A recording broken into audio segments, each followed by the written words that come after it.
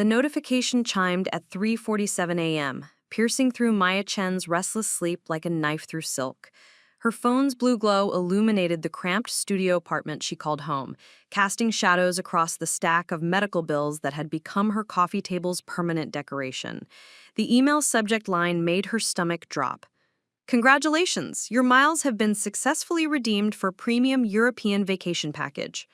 Maya sat up so quickly that her laptop nearly slid off the bed, her heart hammering against her ribs. She hadn't redeemed anything. The 2 million airline miles sitting in her account, accumulated through years of business travel for the pharmaceutical company that had laid her off 6 months ago, were her lifeline, her emergency fund, her mother's last gift in a way, since those final trips to see specialists across the country had earned her the majority of those precious points. Her fingers trembled as she opened the email, each word feeling like a physical blow. 4 first-class tickets to Paris, premium hotel accommodations for 2 weeks, car service, total redemption, 1,847,000 miles. Nearly everything she had left. The signature at the bottom of the confirmation email felt like a slap. Booked by Richard Chen, authorized family member. Her brother. Maya's apartment felt smaller suddenly, the walls pressing in as memories flooded back. Richard, 3 years older and perpetually convinced that being the eldest meant he knew what was best for everyone. Richard, who had moved back in with their parents after his divorce, bringing his twin teenage daughters with him. Richard, who had somehow gained access to her airline account during those frantic weeks when Mom was dying, and Maya had shared her passwords so he could help coordinate travel. She scrolled through her phone with shaking hands, finding Richard's contact. The phone rang 4 times before his groggy voice answered. Maya? Christ, it's almost 4 a.m. What's wrong? What's wrong? Maya's voice cracked, months of suppressed frustration bubbling to the surface. What's wrong is that you just stole 2 million airline miles from me. What's wrong is that I'm looking at a confirmation for a vacation I never booked, never authorized, and definitely can't afford to lose. Silence stretched between them, broken only by the distant hum of her neighbor's television through the thin walls. Finally, Richard sighed. Look, I was going to tell you in the morning. The girls have had such a hard year with the divorce and everything. They've never been to Europe. You've got all these miles just sitting there. And it's not like you're traveling anywhere these days. The casual cruelty of his words left Maya speechless. Not traveling anywhere these days. As if unemployment was a choice. As if selling her car last month to make rent was a lifestyle decision. Those miles are all I have left, Richard. They're my safety net. If Mom got sick again, or if I needed to travel for job interviews, or... Mom's not getting sick again, Maya. His voice carried that familiar tone of older brother authority that had grated on her since childhood. And you're being dramatic about the job thing. You'll find something local. You always land on your feet. The line went dead, leaving Maya staring at her phone in the blue-gray darkness of pre-dawn. Outside her window, the city was beginning to stir. Early commuters shuffling to subway stops, delivery trucks rumbling past. Normal people, living normal lives, while hers seemed to be spinning further out of control with each passing day. She pulled her laptop closer, fingers flying across the keyboard as she navigated to the airline's website. Maybe there was still time to cancel. Maybe customer service could help. The login page loaded and Maya entered her credentials with the desperate hope of someone buying a lottery ticket. Access denied. Account locked for security review. Of course. Richard's booking had probably triggered some kind of fraud protection, locking her out of her own account. Maya laughed, a sound that held no humor whatsoever. She was locked out of her own miles, her own safety net, while her brother and his family prepared for their European adventure. The medical bills on her coffee table seemed to mock her in the growing daylight. Chemotherapy copays, specialist consultations, the experimental treatment that insurance had refused to cover. She'd used her miles to fly Mom to Houston, to Boston, to that clinic in Switzerland that had promised a miracle and delivered only false hope and empty bank accounts. Maya's throat tightened as she remembered those flights. Mom gripping her hand during takeoff, always a nervous flyer but determined to fight until the end. The way she'd insisted Maya keep the frequent flyer number, adding miles even during those final heartbreaking trips.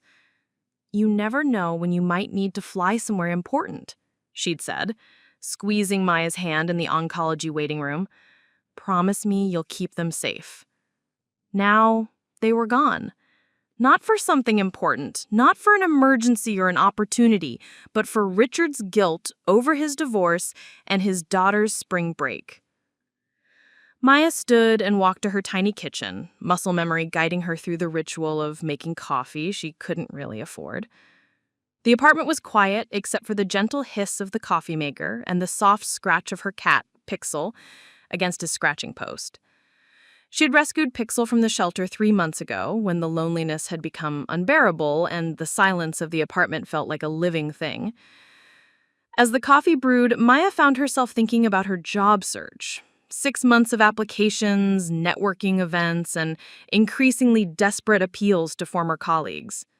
Her industry connections had dried up along with her severance package, and the pharmaceutical world was smaller than people realized. Word traveled fast about layoffs, and hiring managers seemed to view unemployment as contagious. The coffee was bitter, but it was warm, and Maya wrapped her hands around the mug like a lifeline. She'd need to call the airline as soon as customer service opened. She'd need to explain that she hadn't authorized the redemption, that her brother had somehow gained access to her account. She'd need to beg, probably, and the thought made her stomach turn. Her phone buzzed with a text message, and Maya's heart sank when she saw it was from her niece, Emma. At 16, Emma was the older of Richard's twins and had always been Maya's favorite. Quick-witted, artistic, and refreshingly honest in a way that reminded Maya of herself at that age.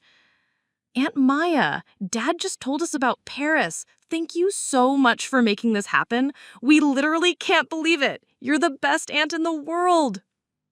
The message was followed by a flood of excited emojis and a selfie of Emma and her sister Sophie, both grinning widely in their pajamas, holding up printed boarding passes like trophies. Maya set down her phone and pressed her palms against her eyes, feeling the familiar burn of tears she couldn't afford to shed. How could she possibly explain to Emma that this wasn't a gift, that her brother had essentially stolen from her? The girls had been through enough with the divorce. They didn't need to be caught in the middle of another family conflict. But the alternative, pretending this was okay, that she'd somehow approved this massive redemption, felt like swallowing glass. Her laptop chimed with another email, this one from her former colleague Jessica at Pharmadyne. She opened it with the desperate hope that it might be a job lead, something to make this disaster feel less catastrophic. Instead, it was a forward of a company newsletter featuring a photo from the annual sales conference Maya used to attend. Her replacement, a young man with an aggressively confident smile, was shaking hands with the CEO in front of a banner advertising record-breaking Q1 results. The accompanying article mentioned how the new hire had brought fresh energy and innovative thinking to our European expansion efforts. Maya closed the laptop harder than necessary. Fresh energy, innovative thinking, corporate speak for younger and cheaper. The sunrise was painting her apartment in shades of gold and amber, and Maya realized she'd been sitting in the same position for over an hour. Her coffee had grown cold, and Pixel was staring at her with the kind of judgment that only cats could master. "I know," she told him, scratching behind his ears. "This is a mess." Her phone rang, startling both of them. The caller ID showed her father's number, and Maya's stomach clenched. If Richard had told Dad about the miles... "Hi, Dad." "Maya, sweetheart." Her father's voice carried that careful tone he'd perfected during her mother's illness, the one that meant he was about to deliver news he thought might upset her. Maya closed her eyes. Of course Richard had spun it as her gift. Of course he'd told their father that she'd willingly given up nearly 2 million miles for his daughter's spring break trip. "Dad, I know things have been tight since you lost your job," he continued, and Maya could hear the genuine worry in his voice. "I hope you didn't feel pressured to do something this big. The girls would have understood if I didn't give them the miles, Dad." The words came out sharper than Maya intended, cutting through her father's careful diplomacy like a blade. Richard took them. He used the account access from when Mom was sick and just took them without asking, without even telling me until after it was done. The silence stretched long enough that Maya wondered if the call had dropped. Finally, her father's voice came back, smaller and sadder. "Oh, Maya. Oh, honey. I tried calling the airline, but they've locked my account for security review. Nearly 2 million miles, Dad. That was everything I had left." She could hear him breathing, could almost see him in the kitchen of the house where she had grown up, probably staring out the window at her mother's garden. He'd kept it exactly as she'd left it, down to the small ceramic frog that had always made Maya laugh. "What do you need me to do?" he asked finally. The question caught Maya off guard. Not, "Let me talk to Richard," or "I'm sure there's been a misunderstanding." Just a simple offer of support, the kind her mother would have made. "I don't know yet," I admitted. "I'm going to call the airline when they open. Maybe they can reverse it or at least unlock my account so I can see what options I have. And if they can't?" Maya looked around her small apartment, at the medical bills and the empty refrigerator and the stack of rejection letters she'd stopped reading. "Then I guess I figure out how to start over with nothing, again." After they hung up, Maya sat in the growing warmth of the morning sun and tried to remember the last time she'd felt truly optimistic about anything. Before the layoff, certainly. Before her mother's diagnosis. Maybe even before that. Those carefree days when accumulating airline miles felt like collecting coins in a video game. When travel was about adventure rather than desperate medical consultations. Her phone buzzed with another text from Emma. "Just looked up our hotel in Paris. It has a rooftop pool and everything. Dad says we can go to the Louvre and maybe take a day trip to London. I can't wait to tell everyone at school." Maya stared at the message for a long time, her thumb hovering over the keyboard.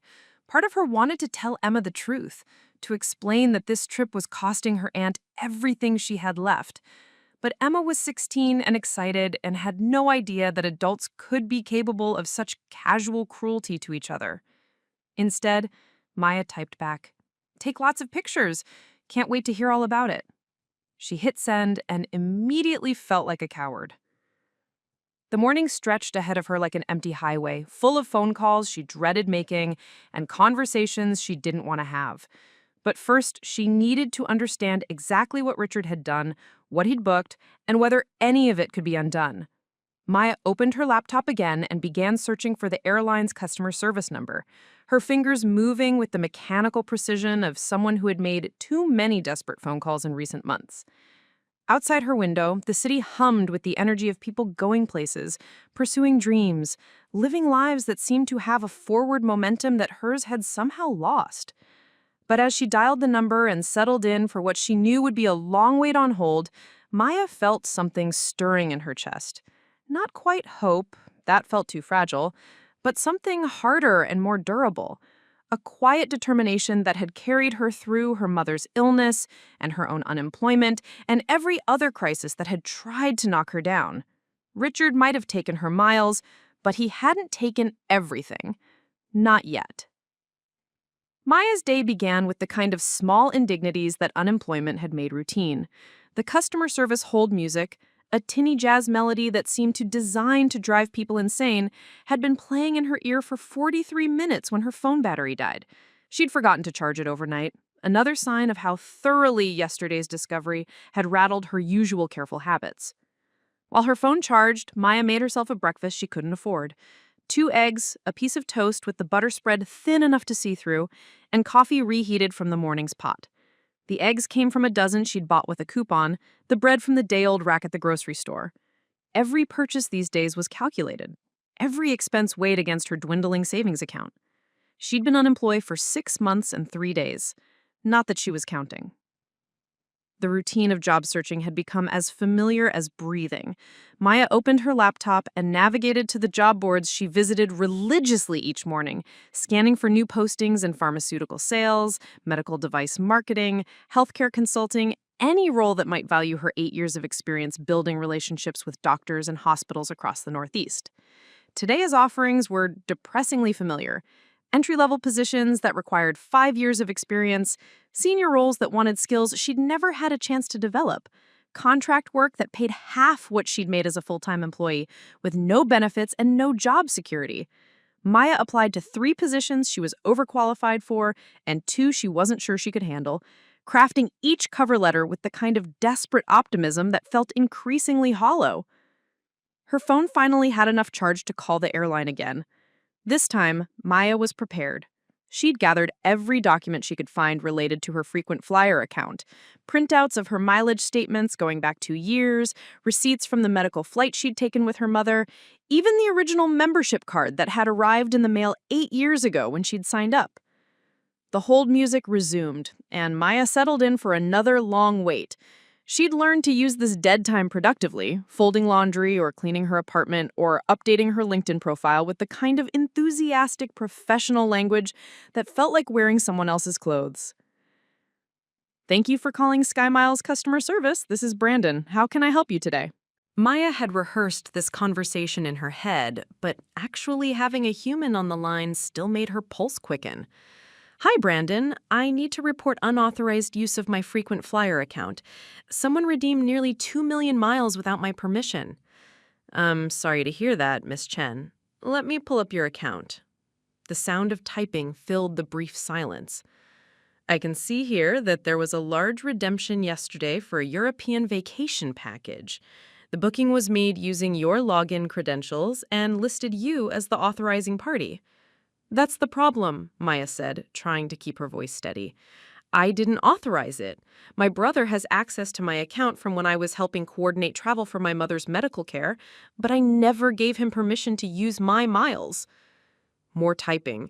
Maya could hear other customer service representatives in the background handling their own calls, their voices blending into an indistinct hum of corporate politeness. I understand your concern, Miss Chen. However, our system shows that the booking was made with your correct login information, and the email confirmation was sent to your registered address. Without evidence of actual fraud, such as unauthorized access from an unknown device, I'm limited in what I can do. Maya felt her carefully rehearsed composure beginning to crack. But I'm telling you, I didn't authorize it. Those miles represent years of business travel and personal emergencies. They were supposed to be my safety net. I can absolutely escalate this to our fraud investigation team, Brandon offered, his tone sympathetic but professionally distant. However, I need to let you know that the investigation process typically takes 30 to 45 days, and in the meantime, the existing booking would remain in place. 30 to 45 days? Maya's voice rose despite her efforts to stay calm. The trip is in 2 weeks. My brother and his family will have already gone to Paris and back by the time you finish investigating. I understand how frustrating this must be. Is there anything else I can help you with today? Maya hung up without saying goodbye, her hands shaking with a combination of anger and helplessness that had become all too familiar. She'd felt the same impotent rage during her mother's illness, when insurance companies denied coverage for treatments with bureaucratic indifference. She'd felt it during her layoff, when HR had explained that her position was being eliminated due to market conditions, while the company posted record profits. It was the feeling of being small in a world designed for people with more power, more connections, more money. Maya walked to her window and looked out at the street below. Her apartment was on the 3rd floor of a converted brownstone in a neighborhood that was slowly gentrifying around her. The coffee shop on the corner had recently been replaced by a boutique selling candles that cost more than Maya spent on groceries in a week. The family-owned bodega, where she had shopped for 3 years, had given way to a trendy juice bar with a line of athletic young professionals clutching their phones and their $16 smoothies. She'd moved to this neighborhood when she'd gotten promoted to senior account manager, back when her salary had made the rent feel reasonable and the future had seemed full of possibilities. Now the same apartment felt like a trap, too expensive to maintain but too costly to leave, especially with no income and a damaged credit score from her mother's medical bills. Her routine had shrunk to fit her circumstances.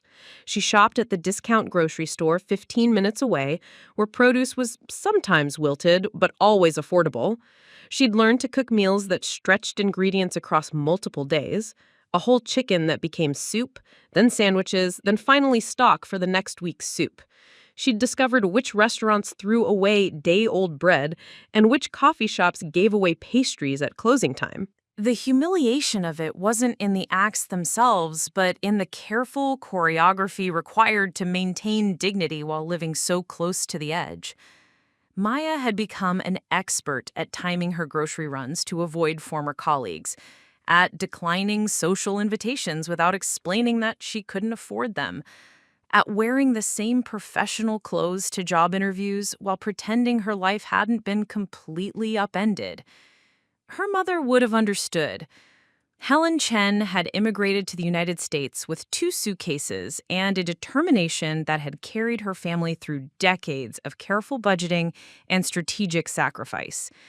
She'd worked as a seamstress while putting herself through night school to become a nurse, then worked double shifts to help pay for Maya's college education. Money is a tool, she'd often told Maya, but it's not the only tool. You have your intelligence, your work ethic, your kindness. Nobody can take those away unless you let them. But it turned out that wasn't entirely true. Maya's intelligence hadn't prevented her layoff.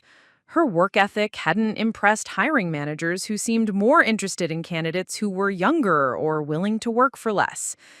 And her kindness, the impulse to share her account passwords with family members during a crisis, had just cost her nearly everything she had left. Maya's phone buzzed with a text from her friend Jessica. "Coffee this afternoon? I have news." The invitation made Maya's chest tighten with a familiar anxiety. Coffee meant spending money she didn't have, and news probably meant Jessica had gotten another promotion, or was planning another vacation, or had some other piece of good fortune that would highlight just how far Maya's own life had deteriorated. But Jessica was one of the few people from her old job who still made an effort to stay in touch, and Maya couldn't afford to lose any more connections. She'd already watched most of her professional network fade away, former colleagues growing distant as her unemployment stretched from weeks into months. Sounds great. The usual place at 3? Maya hit send and immediately started calculating. She had $17 in cash, enough for 1 coffee if she was careful. She'd order a small instead of her usual medium, and she'd eat a snack before leaving so she wouldn't be tempted by the pastries she used to buy without thinking. The afternoon stretched ahead of her like a test she wasn't sure she could pass. After coffee with Jessica, she had a phone interview scheduled with a medical device company in New Jersey, a position that would require her to relocate if she got it, abandoning her lease and starting over in a new city with no safety net at all. Maya looked at her reflection in the bathroom mirror, practicing the kind of confident smile that job interviews demanded. Her face looked thinner than it had 6 months ago, the stress of unemployment evident in the dark circles under her eyes, and the way her clothes hung a little looser than they should. She'd stopped getting her hair cut regularly, learning to trim it herself with YouTube tutorials and a pair of kitchen scissors. But she could still project competence when she needed to. Maya had learned to compartmentalize her financial anxiety, to speak in interviews as if she was choosing her next opportunity, rather than desperately scrambling for any opportunity at all. It was another kind of performance, as carefully choreographed as her grocery shopping or her social interactions. Her laptop chimed with an email notification, and Maya felt the familiar spike of hope that preceded every message. Maybe it was a response to one of this morning's job applications. Maybe someone had actually read her cover letter and seen something worth pursuing. Instead, it was an automated message from her credit card company reminding her that her minimum payment was due in 3 days. Maya checked her checking account balance. $347.82. Enough to cover the minimum payment, but not enough to cover the minimum payment and her share of the electric bill and groceries for the rest of the week. She'd been playing this mathematical game for months now, juggling bills and due dates like a street performer, keeping multiple plates spinning in the air. One missed payment, one unexpected expense, one small miscalculation, and everything would come crashing down. Maya made herself another cup of coffee and returned to her job search, scrolling through positions that all seemed to require skills she didn't have or experience she couldn't get without already having a job. The circular logic of employment in a competitive market. You needed experience to get hired, but you needed to be hired to get experience. Her phone rang, and Maya's heart leaped when she saw it was her father. "Hi, Dad." "Hi, sweetheart. I wanted to check in about yesterday. Have you been able to talk to the airline?" Maya summarized her frustrating conversation with customer service, trying to keep the defeat out of her voice. Her father listened without interrupting, a habit that had always made her feel heard in a way that her mother's immediate problem-solving impulse sometimes hadn't. "What did Richard say when you told him what the airline said?" her father asked. "I haven't talked to Richard since yesterday morning." Maya realized as she said it how childish it sounded, but the thought of calling her brother and begging him to reverse what he'd done felt too humiliating to contemplate. "Maya, honey, I think you need to have that conversation." "What's the point, Dad? He's already made it clear that he thinks I'm being dramatic. The girls are excited about the trip. Even if he wanted to cancel it, they'd be heartbroken." Her father was quiet for a long moment, and Maya could almost see him in the kitchen, probably making himself a sandwich with the methodical precision he'd brought to every task since her mother's death. "Your mother always said that the hardest conversations are usually the most important ones," he said finally. "Mom never had to ask her brother to give back 2 million airline miles." "No, but she had to ask her sister for help with your college tuition when money was tight. And she had to tell her boss that she needed time off when I was sick with pneumonia. And she had to have a lot of difficult conversations that she didn't want to have, because that's what adults do when they're backed into a corner."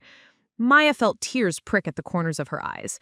Her mother had been sick for 18 months, and Maya had watched her have countless difficult conversations with doctors, insurance representatives, and family members who didn't always understand the severity of her condition. "I don't know what to say to him, Dad." "Start with the truth. Tell him exactly what those miles meant to you, exactly what losing them means for your future. Don't let him dismiss your concerns or make you feel like you're being unreasonable. You're not." After they hung up, Maya sat in the quiet of her apartment and tried to imagine that conversation with Richard. Her brother had always been skilled at deflecting criticism, at reframing conflicts so that he appeared to be the reasonable party, dealing with someone else's irrationality. But maybe that was part of the problem. Maybe Maya had spent too many years avoiding confrontation, letting Richard's forceful personality override her own quieter, but equally valid perspective. Maya looked at the time. 1:30 p.m. Her coffee date with Jessica was in 90 minutes, and her phone interview was at 5. She had just enough time to shower, change into something that looked professional from the waist up, and practice her talking points for both conversations. But first, she was going to call Richard. Richard answered on the second ring, his voice carrying that familiar edge of impatience that Maya remembered from childhood, the tone that said he was busy with important things and this interruption had better be worth his time. "Maya, I'm actually in the middle of something. Can I call you back?" "No, Richard, you can't." The words came out more forcefully than Maya had intended, surprising them both. "We need to talk about the miles, right now." She heard him sigh, followed by the sound of a door closing. "Fine, but I don't know what else there is to discuss. The booking's already confirmed, the girls are excited, and honestly, I think you're making a bigger deal out of this than it needs to be."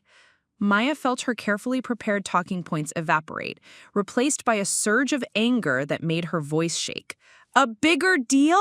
Richard, you stole from me. You took something that wasn't yours without permission, and now you're acting like I'm the one being unreasonable." "Stole is a pretty strong word, don't you think? We're family. I had access to your account because you gave me access, and it's not like you were using those miles for anything important." "Not using them for anything important?" Maya's voice rose, despite her efforts to stay calm. "Those miles were my emergency fund, my safety net, the only financial security I had left after losing my job and paying for Mom's medical bills." Come on, Maya. You've been unemployed for what, 6 months? If you haven't found a job by now, maybe it's time to consider that those miles weren't going to solve your problems anyway. The casual cruelty of the comment hit Maya like a physical blow. She'd known Richard could be thoughtless, but this felt deliberately mean, designed to hurt her where she was most vulnerable. "You have no idea what my job search has been like," she said, her voice tight with suppressed emotion. "You have no idea what it's like to be 42 years old and suddenly have to compete with people half my age who work for half the salary. You have no idea what it's like to watch your savings disappear while you apply to job after job and get nothing but automated rejection emails. Look, I'm sorry you're having a hard time, but that doesn't change the fact that the girls needed this trip. Emma's been seeing a therapist since the divorce, and Sophie barely speaks to me anymore. This vacation is about more than just fun. It's about our family healing." Maya found herself speechless at his logic. His family needed healing, so he'd destroyed hers. His daughters needed therapy, so he'd stolen her safety net. The mathematical equation of his selfishness was breathtaking in its completeness. "What about my healing, Richard? What about what I need?" "What you need is to stop feeling sorry for yourself and get your life together." Richard's voice had shifted into the patronizing tone he'd used when they were children, and he thought he knew better than everyone else. "You're smart. You're capable. You'll figure it out. You always do." "And what if I don't this time? What if I can't make rent next month? What if I need to travel for a job interview I can't afford? What if there's a family emergency and I need to fly somewhere quickly?"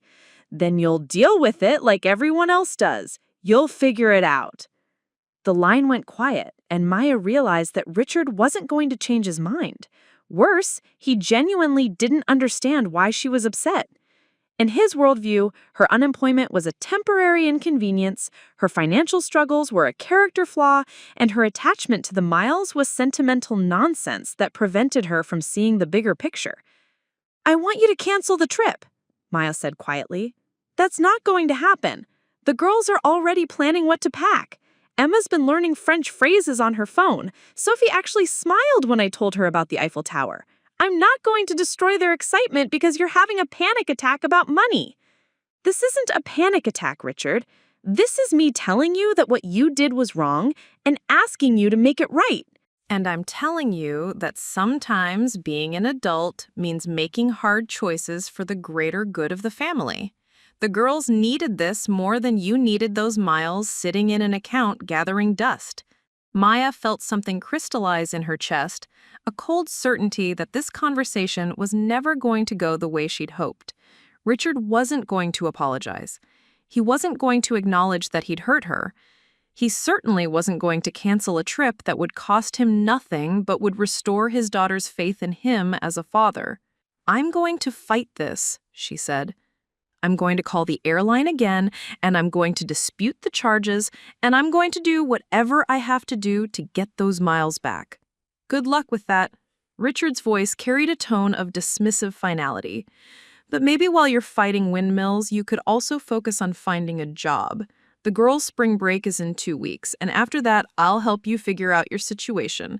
But right now, this trip is happening." The call ended with Maya staring at her phone, feeling like she'd just been slapped. She'd known Richard was self-centered, but she'd never realized he was capable of such calculated indifference to her suffering. Maya's hands were shaking as she dialed Jessica's number. She needed to cancel their coffee date, not because she couldn't afford it, though that was also true, but because she wasn't sure she could hold herself together long enough to pretend everything was fine. "Hey girl, I was just about to leave. Are you running late?" "Jessica, I'm so sorry, but I need to cancel. Something's come up with my family, and I just can't." Maya's voice broke, months of suppressed emotion finally overwhelming her carefully maintained composure. "Maya, oh honey, what's wrong? You sound terrible." Through tears, Maya found herself telling Jessica everything. The unemployment that had stretched far longer than expected, the medical bills that had eaten through her savings, the airline miles that had represented her last financial cushion, now stolen by a brother who couldn't understand why she was upset.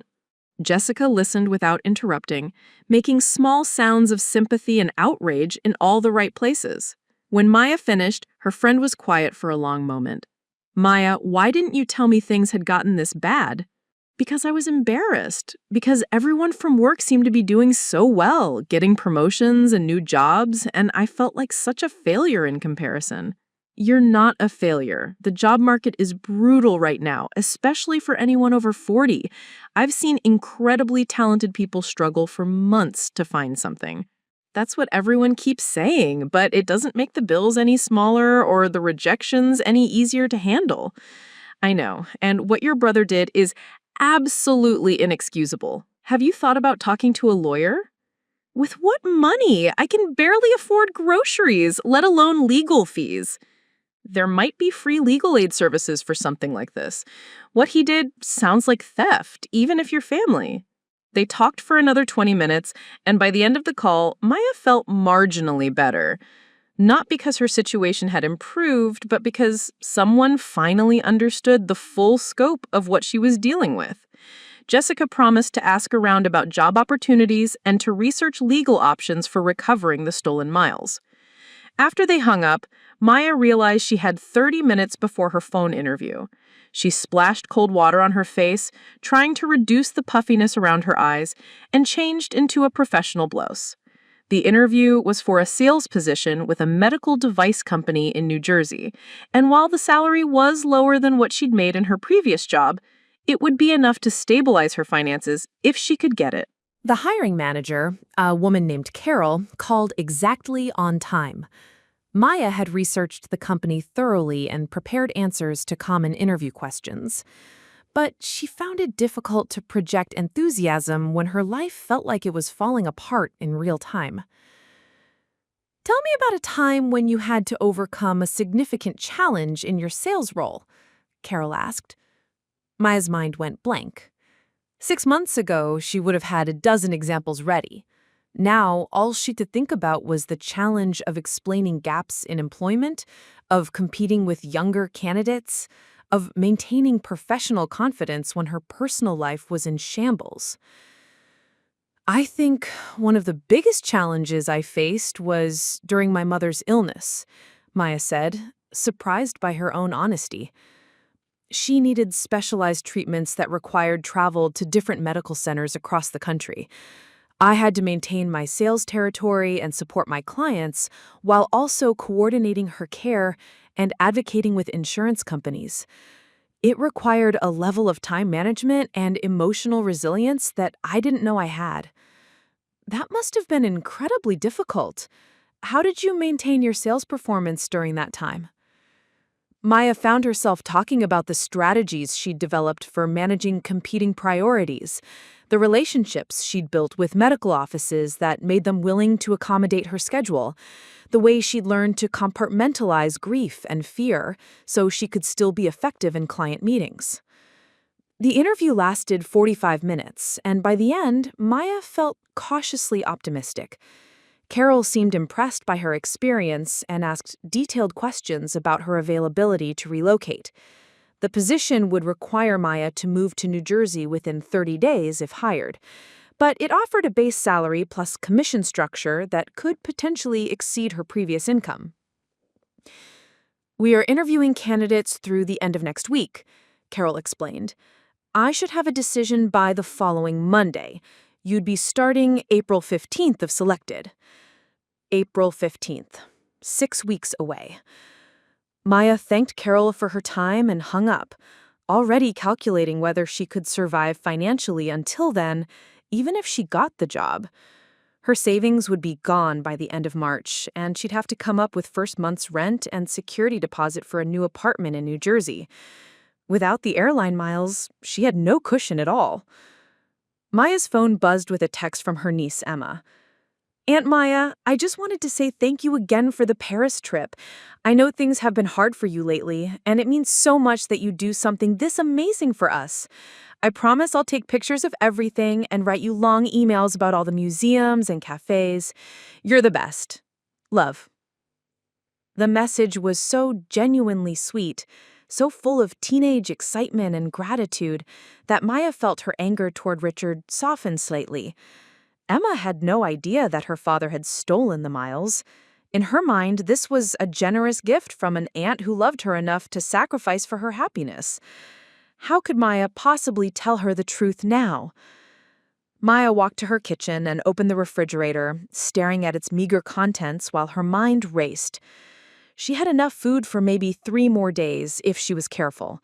Her rent was due in a week, the credit card minimum payment was due in 2 days, and now she was expected to pretend that losing nearly 2 million airline miles was a generous gift rather than a devastating theft. Her phone rang again, and Maya's heart sank when she saw it was her landlord, Mr. Peterson. He was a decent man who'd been patient about late rent payments in the past, but his patience wasn't infinite. "Hi, Mr. Peterson." "Maya, I hope you're doing well. I wanted to touch base about next month's rent. I know things have been tight, and I want to work with you, but I need to know what your situation looks like going forward." Maya closed her eyes, trying to calculate how honest she could afford to be. Mr. Peterson had been understanding, but he also had a business to run and other tenants who paid on time. "I have a promising job interview that could lead to an offer in the next week or 2, she said, which was technically true. "The position would require me to relocate to New Jersey, so I might need to break the lease early if I get it." "I see. And if you don't get it?" Maya opened her eyes and stared at her reflection in the kitchen window, seeing a woman who looked older and more tired than she felt inside. "Then I'll need to figure out a different plan. I won't be able to keep the apartment much longer without steady income." Mr. Peterson was quiet for a moment, and Maya could hear children playing in the background. He lived in the building with his wife and 2 young daughters, and Maya had sometimes heard them through the thin walls, the sounds of a family going about their daily routines with the kind of casual security she'd once taken for granted. "Maya, you've been a good tenant for 3 years. If you need to break the lease for a job, I'll work with you on the timing and won't charge the full penalty. But I do need you to let me know by the end of next week so I can start looking for a new tenant." "I understand. Thank you for being so patient with me." After they hung up, Maya felt the walls of her small apartment pressing in around her. In 1 week, she'd need to either secure a job that might not materialize, find a way to pay rent she couldn't afford, or admit defeat and move back in with her father, a prospect that filled her with a shame so deep it made her stomach ache. Maya's laptop chimed with another email, and she opened it hoping for a response to one of her job applications. Instead, it was a notification from the Airline's frequent flyer program. "Your Sky Miles account has been temporarily suspended pending investigation of suspicious activity. You will receive an update within 30 to 45 business days." Of course, not only had Richard stolen her miles, but now the airline's fraud investigation had frozen her account entirely. Even if she somehow came into money and needed to book emergency travel, she couldn't access what few miles remained. Maya laughed, a sound that held no humor whatsoever. She was unemployed, nearly broke, about to be evicted, and now she couldn't even access her own frequent flyer account. The mathematical precision of her personal disaster was almost impressive in its completeness. Her phone buzzed with a text from Richard. "Talk to Dad. Look, I'm sorry you're upset, but what's done is done. The girls are counting on this trip.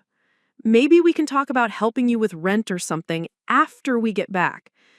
Maya stared at the message for a long time, feeling a cold fury build in her chest.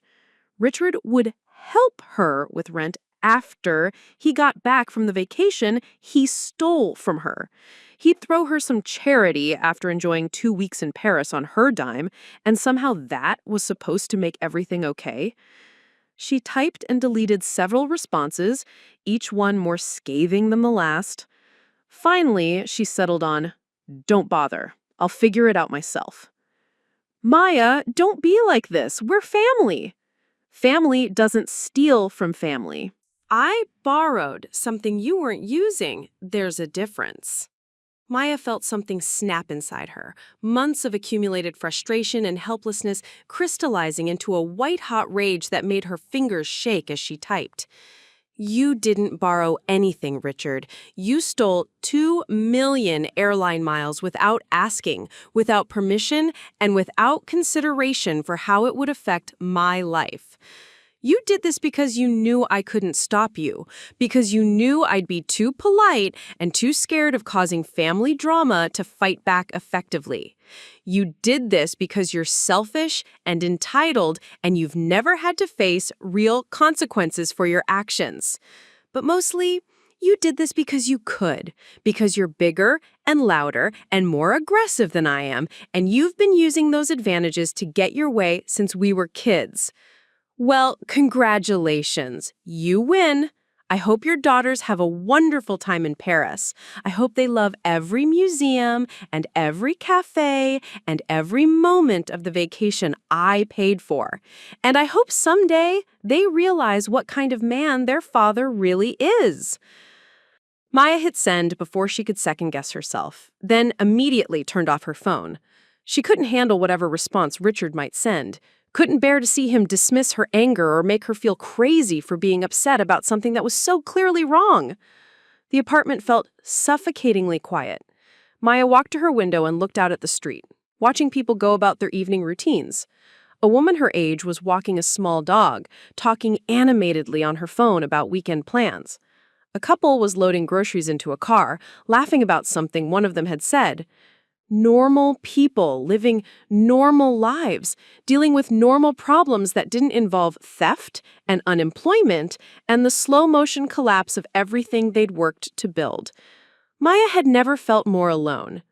She opened her laptop and began typing an email to her father, trying to explain the full scope of what had happened without sounding like she was asking him to choose sides. Her parents had always insisted that she and Richard work out their conflicts themselves, but this felt different. This wasn't a childhood squabble about toys or attention. This was about survival. Before she could finish the email, her phone buzzed with a call from an unknown number. Maya almost didn't answer, but something made her pick up on the fourth ring. Is this Maya Chen? Yes, this is Maya. Miss Chen, this is Detective Rodriguez with the Fraud Investigation Unit for Sky Miles. I understand you've reported unauthorized use of your frequent flyer account. Maya's heart jumped. She'd assumed the airline's investigation would be a purely administrative process, not something that involved actual law enforcement. Yes, that's right. My brother used my Access account to redeem nearly 2 million miles without my permission. I'd like to schedule a time to speak with you in detail about this incident. Are you available tomorrow morning? Maya looked around her apartment at the bills scattered across her coffee table and the empty refrigerator and the stack of rejection letters that represented 6 months of failed job searches. For the first time since this nightmare began, someone was taking her seriously. Someone was treating Richard's actions as what they actually were, a crime. Yes, she said, her voice stronger than it had been all day. I'm available. Detective Rodriguez arrived at Maya's apartment building at 9 o'clock sharp. A woman in her mid-40s with graying hair pulled back in a practical bun and eyes that seemed to catalog every detail of her surroundings. She wore a simple navy blazer and carried a leather portfolio that suggested this wasn't her first fraud investigation. Miss Chen, I'm Detective Rodriguez. Thank you for making time to speak with me.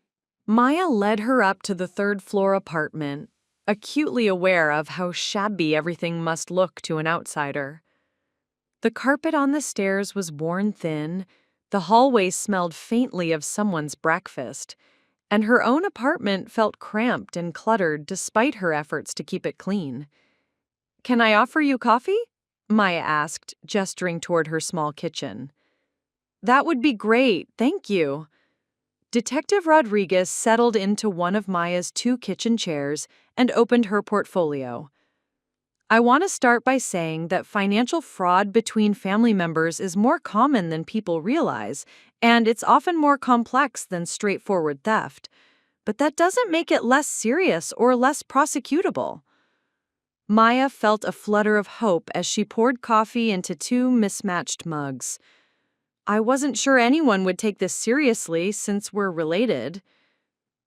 Family relationships actually make these cases more interesting from a legal perspective, Rodriguez explained, accepting her coffee with a nod of thanks.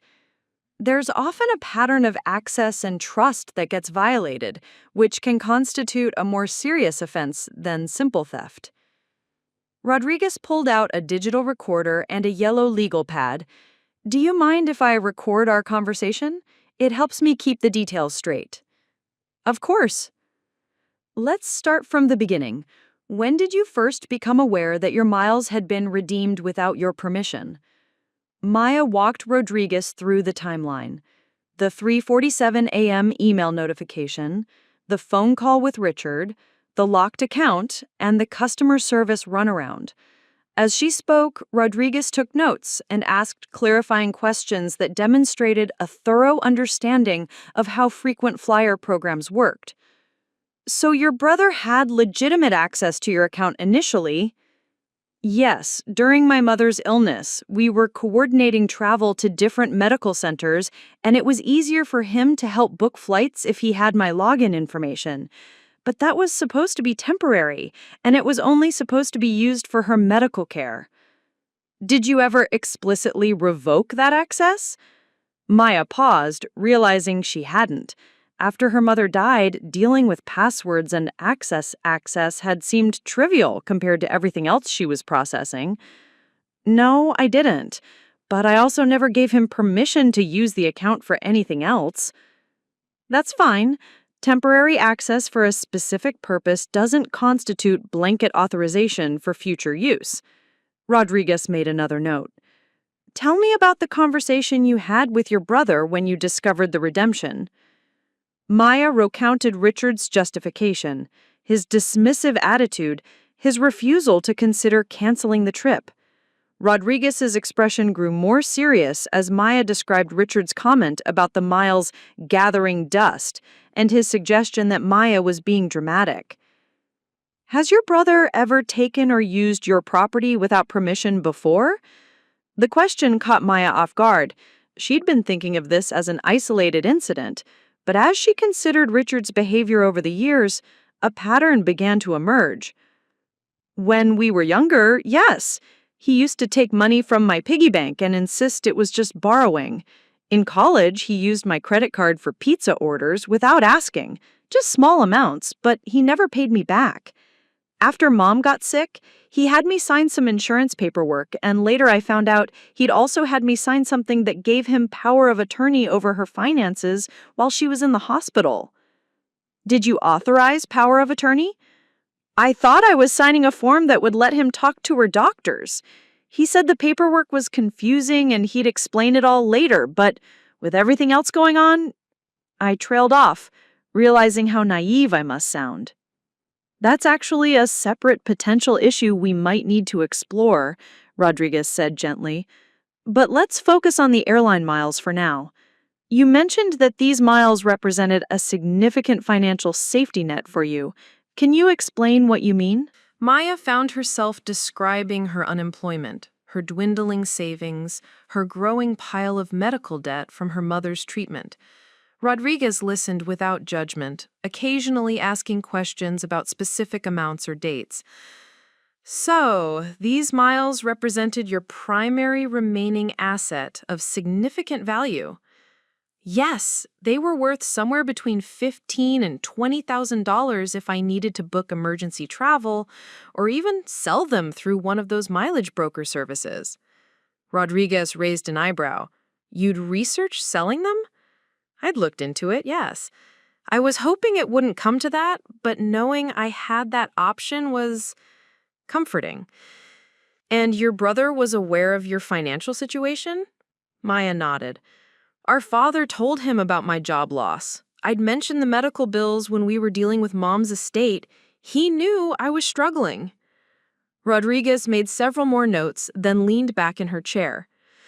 Ms. Chen, based on what you've told me, this appears to be a clear case of unauthorized access to an account resulting in theft of valuable assets. The The fact that your brother had temporary, limited access for a specific purpose doesn't give him blanket authorization to use your account for his personal benefit. Maya felt her chest tighten with something that might have been relief. So you think there's a case? I think there's definitely a case. The question is whether you want to pursue it. Prosecuting a family member is complicated, and it can have long-lasting consequences for family relationships. Maya thought about Richard's text messages, his complete inability to understand why she was upset, his casual dismissal of her financial desperation. What would prosecution look like? We'd start by gathering documentation. Your account statements, the unauthorized booking, records of your previous communications with your brother about account access. We'd interview your brother and potentially other family members who might have knowledge of the situation. If we determine there's sufficient evidence, we'd file charges for computer fraud and theft. Given the value involved, this would likely be charged as a felony. A felony? Maya hadn't considered that Richard could face serious criminal charges. Theft of property valued over $5,000 is typically charged as a felony, yes.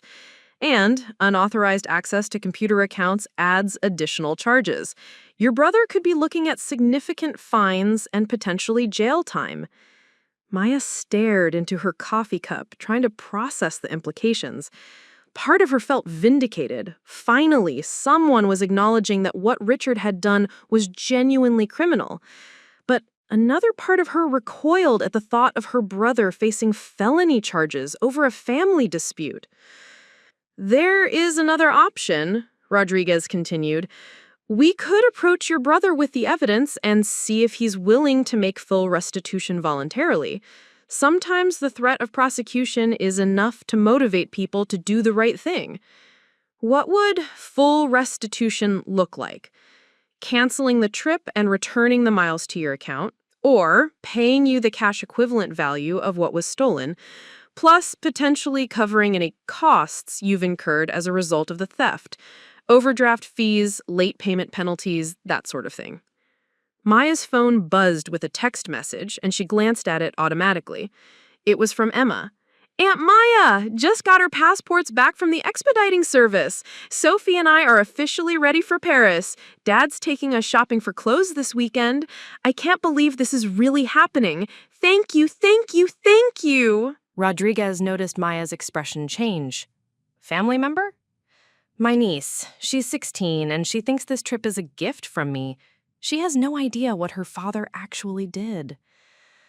That's unfortunately common in these situations. The person committing the fraud often frames it as a generous gesture from the victim to avoid having to explain their actions.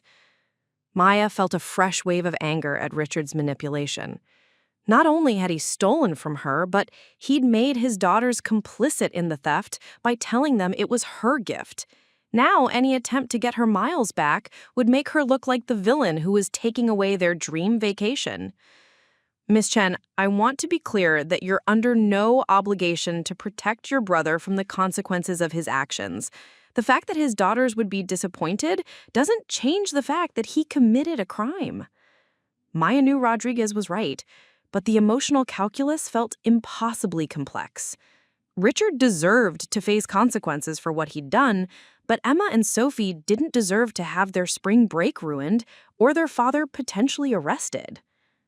Can I think about it? Of course, but I want you to understand that time is a factor here. The longer we wait, the harder it becomes to recover the stolen assets. Once your brother and his family actually take this trip, it becomes much more difficult to argue for full restitution. Rodriguez gave Maya her business card and packed up her recorder. I'll be in touch in a few days to see what you've decided. In the meantime, I'd recommend documenting any further communications you have with your brother about this situation. After Rodriguez left, Maya sat in her kitchen feeling like she'd just been handed a loaded weapon. The detective had validated everything she'd felt about Richard's theft, had confirmed that his actions were genuinely criminal, had offered her a path to justice that could potentially recover everything she'd lost. But using that weapon would explode her family. Maya's phone rang, and she saw it was her father calling. Hi, Dad. Maya, sweetheart, I just had a very interesting conversation with your brother. Maya's stomach clenched. What did he say? He said you'd threatened to have him arrested over the airline miles. He seemed to think you were being dramatic, but when I pressed him for details about exactly what happened, her father's voice trailed off, and I could hear him struggling with his words. Dad? Maya, I had no idea what he'd actually done. I thought you'd given him the miles willingly and then had some kind of buyer's remorse. I didn't realize he'd taken them without asking. Maya felt tears prick at the corners of her eyes. After days of feeling like she was going crazy, like she was overreacting to something that everyone else saw as normal family behavior, having her father understand felt like being thrown a lifeline. He made it sound like I was giving the girls a gift, like it was my idea. I'm so sorry, honey. I should have asked more questions instead of just accepting his version of events. They talked for another 20 minutes, and Maya found herself describing her conversation with Detective Rodriguez. Her father listened with growing alarm as she explained the potential criminal charges Richard could face. What are you going to do? He asked finally. I don't know, Dad. Part of me wants to see him prosecuted for what he did, but I keep thinking about Emma and Sophie and how devastating it would be for them to see their father arrested. Those girls adore you, Maya. They'd understand eventually that you were protecting yourself, not attacking their father. Would they? They're teenagers, Dad. All they'd see is that I took away their vacation and got their father in trouble with the police. Her father was quiet for a long moment. What would your mother have done? The question caught Maya off guard. Helen Chen had been fiercely protective of her family, but she'd also had a strong sense of justice that didn't bend for convenience or comfort.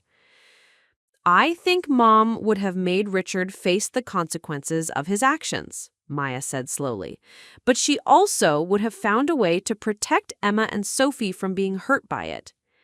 Maybe that's your answer then. Find a way to hold Richard accountable while protecting the girls. After they hung up, Maya sat at her kitchen table and tried to imagine different scenarios. What if she gave Richard one chance to make things right voluntarily before involving law enforcement? What if she could find a way to get her miles back without destroying his relationship with his daughters? Maya opened her laptop and began typing an email to Richard. She wrote several versions, each one angrier than the last, before settling on something that felt firm but not vindictive. Richard, I spoke with a fraud investigator today about the unauthorized use of my airline miles. She confirmed that what you did constitutes criminal theft and computer fraud, potentially punishable as a felony. I don't want to see you arrested, and I don't want Emma and Sophie to be hurt by this situation. But I also can't pretend that what you did was okay or let you get away with stealing my financial safety net. You have until Monday to cancel the trip and return my miles or pay me the equivalent cash value, $18,000. If you do this voluntarily, I won't pursue criminal charges. If you don't, I'll file a police report and let the legal system handle it. This isn't a negotiation. This is me giving you one chance to do the right thing before I do what I should have done from the beginning. Maya. She read the email 3 times before hitting send, her heart pounding with a mixture of fear and determination. Part of her expected Richard to call immediately, screaming about threats and family loyalty and how she was destroying their relationship over money. Instead, her phone stayed silent. Maya spent the rest of the morning researching her options. She called the airline again and spoke to a supervisor who confirmed that if she filed a police report, they would cooperate with the investigation and potentially reverse the redemption if fraud was proven. She looked up the cash value of her miles through several broker services, settling on $18,000 as a conservative estimate. She also researched Richard's financial situation, trying to understand whether he could realistically pay her back if he even wanted to. His divorce had been expensive, and he'd mentioned credit card debt during family conversations. $18,000 might More than he could access quickly, especially if he'd already paid for expedited passports and new clothes for the girls. Maya's phone chimed with a text from Jessica. Hey, any word on that job interview from yesterday?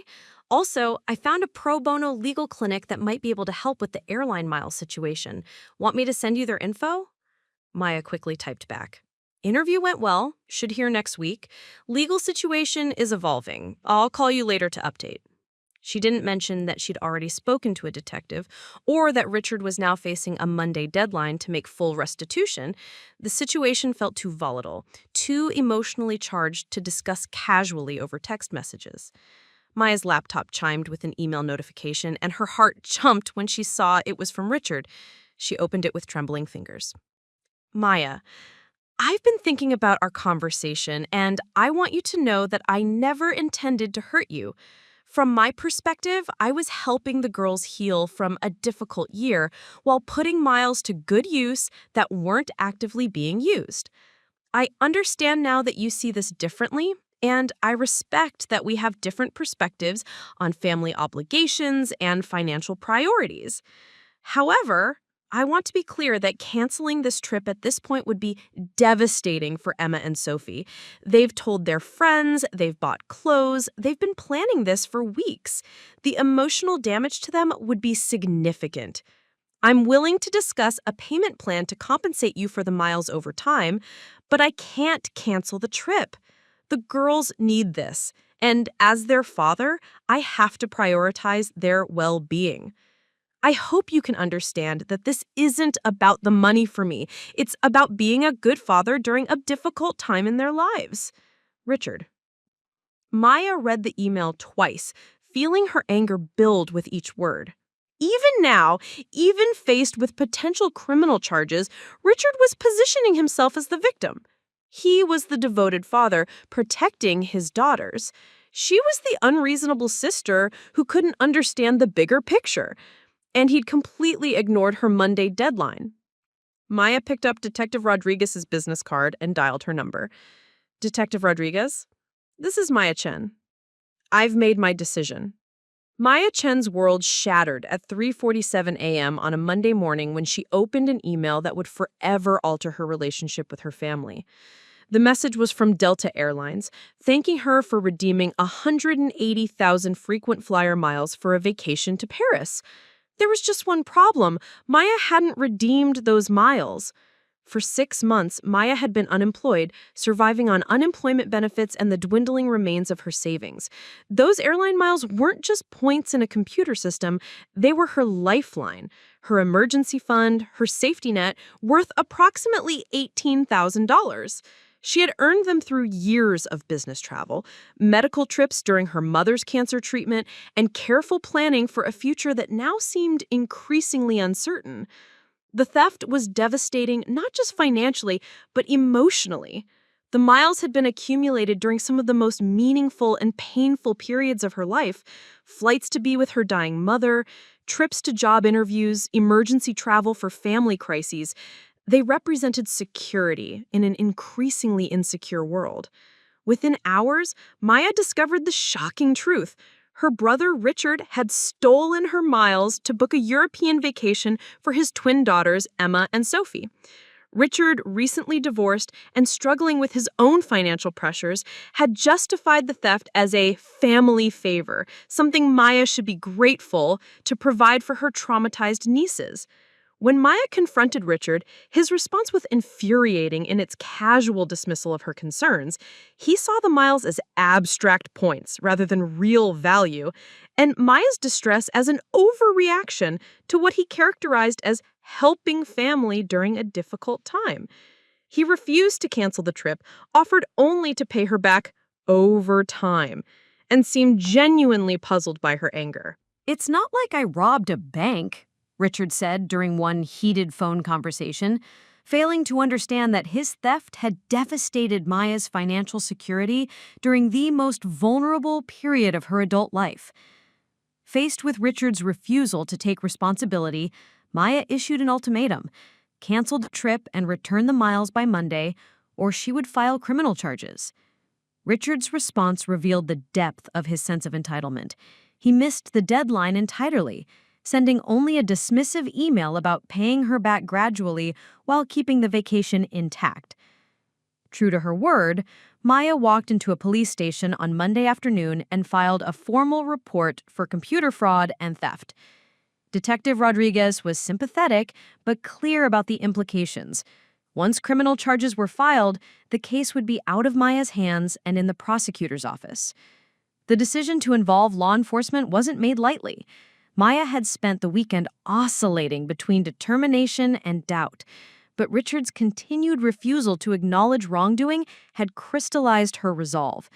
This wasn't about punishment, it was about justice and accountability. Richard's initial reaction to the police involvement was predictable: anger, manipulation, and attempts to portray Maya as vindictive.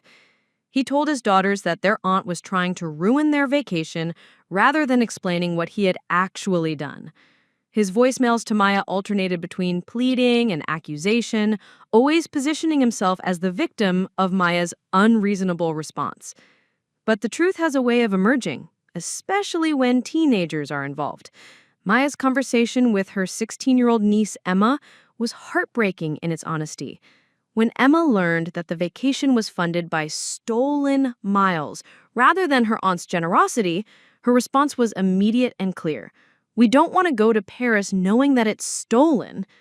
Both Emma and Sophie, upon learning the truth, wanted to cancel the trip entirely. Their moral clarity stood in sharp contrast to their father's continued attempts at justification. These young women understood intuitively what Richard had failed to grasp. Accepting stolen goods, even unknowingly, was wrong. The transformation in Richard's understanding came through letters from his daughters, honest, direct communications about their disappointment in his actions and their embarrassment about the stolen vacation. Reading his children's words, seeing their moral disappointment, finally broke through Richard's defensive rationalization. "Maya, my daughters think I'm a thief," Richard said in a tearful phone call that marked the beginning of his genuine accountability. For the first time, Richard acknowledged the full scope of his actions. He wasn't just stealing points from a computer system, he was stealing Maya's security, her mother's legacy of careful planning, and her ability to weather financial emergencies. He was teaching his daughters that family loyalty meant accepting unacceptable behavior. Richard's journey toward making amends was neither quick nor easy. He had to navigate airline cancellation policies that would recover only about $12,000 of the original $18,000 value, meaning he needed to come up with $6,000 in cash to make Maya whole. This required selling his car, taking on weekend work, and fundamentally restructuring his financial priorities. More importantly, Richard entered therapy to address the entitled thinking that had led him to believe he had the right to take Maya's assets for his own purposes. His therapist helped him understand that his actions were part of a broader pattern of avoiding responsibility and manipulating others to meet his needs. The criminal charges were dropped once Richard completed full restitution, but the legal consequences were just the beginning of his accountability journey. Rebuilding trust with Maya and his daughters would take years of consistent, honest effort. In a twist that felt almost surreal, Maya received a job offer on the same day she filed criminal charges against Richard. After 6 months of unemployment, she was offered a sales position with a medical device company in New Jersey, a role that would provide financial stability and a fresh start. The timing wasn't coincidental in its meaning, even if it was coincidental in its occurrence. Maya's willingness to stand up for herself, to demand justice, even at great personal cost, was part of the same strength that made her an attractive job candidate. Her refusal to accept manipulation in her personal life translated into professional confidence and integrity. Recovery from family financial abuse isn't just about getting the money back. It's about rebuilding trust and establishing new boundaries. Maya and Richard's relationship had to be reconstructed from the ground up, with honesty replacing the casual assumptions that had previously characterized their interactions. Richard's transformation was genuine but gradual. He became a more emotionally present father, more willing to admit mistakes and less defensive about criticism. His relationship with Emma and Sophie actually deepened as a result of his willingness to be vulnerable about his failures. For Maya, the healing process involved learning to trust her own judgment again and establishing firmer boundaries with family members. The experience taught her that love without accountability isn't really love at all. It's enabling destructive behavior in the name of family harmony. Richard's experience with theft, prosecution, and accountability eventually led him to a career change. He became a therapist specializing in helping divorced fathers navigate family relationships without resorting to manipulation or financial abuse. His personal experience with making amends became the foundation for helping other men understand the impact of their actions on their families. Maya's career flourished in New Jersey, where she was eventually promoted to regional manager. Her willingness to speak publicly about her experience with family financial abuse helped other victims understand that seeking justice wasn't vindictive, it was necessary for healing. Emma and Sophie, now young adults, carried forward the lessons they learned during those difficult months. Emma became a family therapist, inspired partly by watching her father work to repair his relationships. Sophie's art often explored themes of forgiveness and redemption, including a mixed media piece about the Airline miles crisis that was eventually displayed at the Whitney Museum. Both young women understood that their aunt's decision to pursue criminal charges had ultimately saved their family by forcing their father to confront his behavior. They saw Maya's strength not as vindictiveness, but as love tough enough to demand accountability. The emotional cost was enormous. Months of anxiety for Maya, disillusionment for Emma and Sophie, and years of rebuilding trust within the family.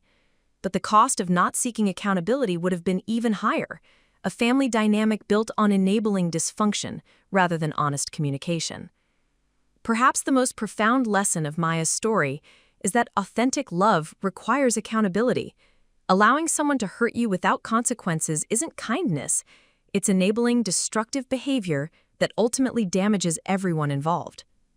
Maya's decision to pursue criminal charges wasn't motivated by vindictiveness, but by recognition that some violations of trust are too serious to be resolved through private family negotiations. Her choice to prioritize justice over family harmony ultimately saved her family, though that outcome was neither guaranteed nor immediate. The story demonstrates the transformative power of honest communication, even when that honesty is initially painful. Maya's willingness to tell Emma and Sophie the truth about their father's actions allowed the teenagers to make informed moral decisions. Richard's eventual honesty about his motivations, including his admission that he stole the miles partly out of jealousy, created the foundation for genuine reconciliation. Truth-telling isn't easy, especially within families where members have long-established patterns of protecting each other from difficult realities. But dishonesty, even well-intentioned dishonesty, ultimately undermines the relationships it's meant to protect. Richard's transformation from entitled thief to respected family therapist illustrates that redemption is possible for anyone willing to do the sustained work of changing their character. But his journey also demonstrates that redemption requires more than apologies. It requires consistent actions over years, genuine remorse, complete restitution, and fundamental changes in thinking and behavior. Maya's recovery involved rebuilding not just her financial security, but her faith in her own judgment and her ability to maintain healthy boundaries with people she loved.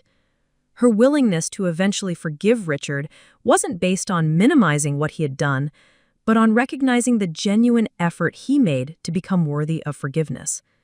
In an era when financial abuse within families is increasingly recognized as a serious crime, Maya's story provides a roadmap for victims who wonder whether seeking justice is worth the risk of family conflict.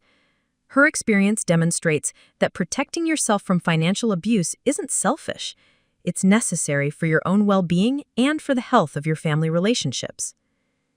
The story also speaks to the importance of teaching young people about financial boundaries and the difference between generosity and exploitation. Emma and Sophie's moral clarity about the stolen vacation offers hope that the next generation can build healthier family dynamics based on honesty rather than manipulation. Maya's airline miles were worth $18,000, but her decision to seek justice was worth infinitely more. By refusing to let Richard get away with betraying her, she created the catalyst for his transformation, protected future victims of his potential financial abuse, and taught her nieces that love means holding people accountable for their actions. The story reminds us that sometimes the most loving thing you can do for someone is refuse to let them get away with hurting you. Maya's courage in that moment of crisis created the foundation for decades of authentic family relationships built on truth rather than enabling.